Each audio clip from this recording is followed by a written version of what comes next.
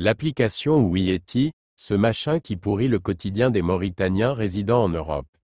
Que fait-il le député élu par la diaspora pour pallier les insuffisances?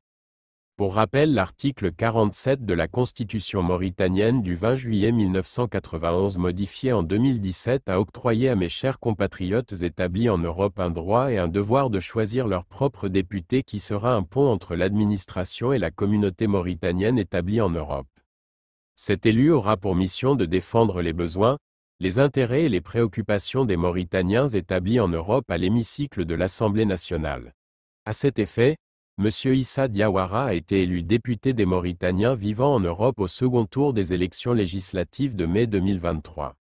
Cependant, les préoccupations et les besoins des Mauritaniens résidant en Europe sont nombreux et vastes. La question du recensement des Mauritaniens ici en Europe et ailleurs dans le monde reste toujours un chantier inachevé.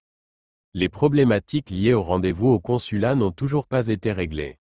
Mais hélas, le député est content et se félicite d'avoir fait déplacer le mal d'un point A vers le point B, c'est-à-dire de l'ambassade vers le consulat. Il est extrêmement important de rappeler à monsieur le député que nous ne sommes pas dans un terrain de marketing où l'on change habillage du produit commercial mais le fond reste toujours le même. C'est ce qu'il a fait en déplaçant le problème des Mauritaniens de l'ambassade vers le consulat.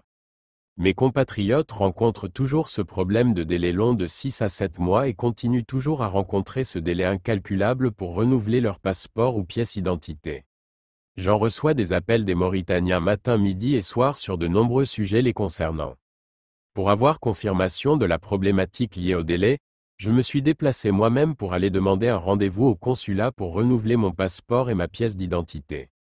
À ma grande surprise, la dame à l'accueil m'a donné un rendez-vous de 6 mois. Mécontent que j'étais, j'ai demandé à rencontrer le directeur.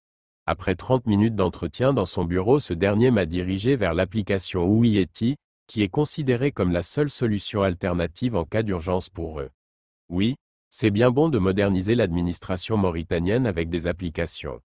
Mais des applications, pour quels Mauritaniens? L'application Ouïeti est conçue à l'image du concepteur, qui ne cesse de pourrir le quotidien des Mauritaniens ou devrais-je dire une catégorie des Mauritaniens. Elle constitue aujourd'hui un véritable cauchemar pour mes compatriotes. Elle est trop technique à manipuler et trop complexe à produire un résultat le plus vite possible que l'on imagine pour cette catégorie des Mauritaniens, y compris moi-même qui l'avais essayé à plusieurs reprises. Outre la technicité et la complexité de celle-ci, il y a également la problématique de paiement via Banquili à souligner pour produire les actes d'état civil. Ce qui constitue un nouveau obstacle majeur pour la plupart de nos compatriotes qui ne disposent pas d'un compte Banquili et qui n'en veulent pas. Monsieur le député, que faites-vous pour résoudre ces problèmes quotidiens de Mauritaniens établis en Europe? En connaissant vos réponses toutes faites, je vous prie monsieur le député de demander votre gouvernement au moins de rendre l'application moins facile à utiliser, de libéraliser le mode de paiement des actes d'état civil et que l'on arrête de pourrir la vie des Mauritaniens avec cette histoire de Banquili comme le seul moyen de paiement. En conclusion, à forcer de déplacer le mal vers consulat, on a créé d'autres soucis et préoccupations pour la diaspora. Dans tout ça, que fait-il le député depuis tout ce temps-là pour les Mauritaniens de l'Europe? Je reviendrai largement sur son bilan Inch'Allah. Boubouba, docteur en droit de l'Université Paris 10 Nanterre, membre associé au Centre de recherche, CHAD, Université Paris Nanterre, juriste en droit à Paris le 11 novembre 2024.